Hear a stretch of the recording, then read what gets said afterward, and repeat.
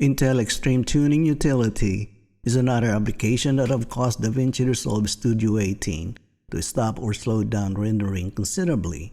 Exactly the same symptoms running Intel graphics driver installer and installing our control application. Although this application was already installed when Davinci was working properly, I have never used it.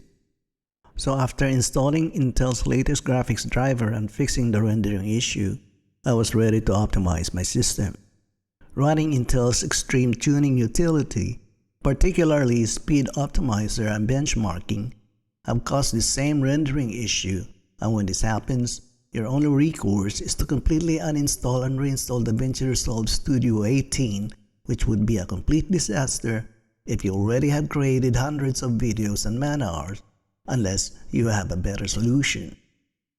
What I meant by complete uninstall is when you run Davinci Resolve Studio 18 for the first time after the installation, you get prompted with Quick System Check and Setup screen.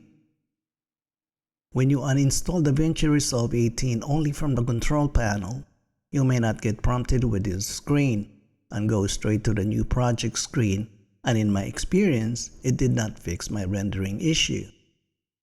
If you have issues uninstalling Davinci Resolve Studio 18, you can watch my video how to completely uninstall Davinci Resolve Studio 18 from Windows 11.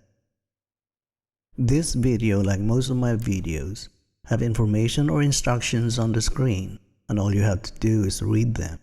And if you find this information useful, please subscribe to help my small channel.